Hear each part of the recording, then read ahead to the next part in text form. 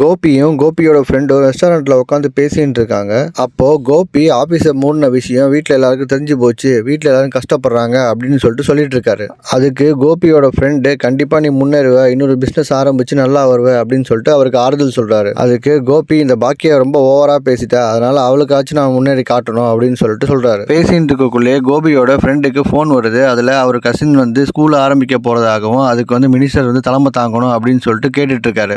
இந்த விஷயத்த கோபியோட ஃப்ரெண்டு கோபி கிட்ட ஷேர் பண்றாரு. அதுக்கு கோபி மனசுக்குள்ள நினைக்கிறாரு, இந்த மினிஸ்டர் பாக்கியாவோட ஹோட்டல் ஓப்பனிங்க்கு வரேன்னு சொன்னாங்களே, ஆஹா நல்ல சான்ஸ் இது, இதை நம்ம விட்டுறக்கூடாது, இவங்கள்ட்ட பேசி டைவர்ட் பண்ணி விட்டுறணும் அப்படின்னு சொல்லிட்டு மனசுக்குள்ள நினைக்கிறாரு.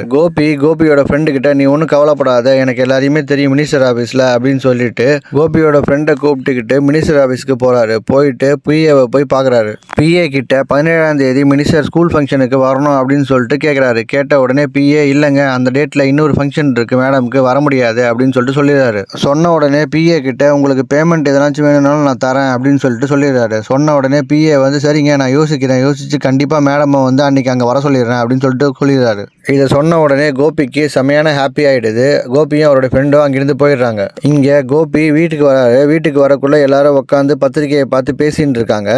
அங்கே கோபியும் போய் உக்காந்துடுறாரு. உட்காந்துட்டு பத்திரிகையை பார்த்துட்டு செம்மையாக வயிறு எரிஞ்சிட்டு மினிஸ்டர்லாம் வருவாங்களா, கண்டிப்பாக அவங்களுக்கு வேலைக்கு கண்டிப்பாக வரமாட்டாங்கன்னு நினைக்கிறேன் அப்படின்னு சொல்கிறாரு. அதுக்கு கோபியோட அப்பா சொல்கிறாரு, அதெல்லாம் ஒன்றும் கிடையாது, கண்டிப்பாக அவங்க கூப்பிட்டா வருவாங்க, பாக்கியாவுக்கும் அவங்களுக்கும் நல்ல ரிலேஷன்ஷிப் இருக்குது, கண்டிப்பாக மினிஸ்டர் வருவாங்க ஓப்பனிங்க்கு அப்படின்னு சொல்கிறாரு. சொன்ன உடனே கோபி மனசுக்குள்ளே மினிஸ்டர் எப்படி ஃபங்க்ஷனுக்கு வராங்கன்னு நான் பார்க்குறேன், நான் தான் எல்லா வேலையும் ரெடி பண்ணி வச்சுட்டேனே அவங்க வராததுக்கு அப்படின்னு நினச்சிக்கிட்டே கிளம்பி போயிடுறாரு.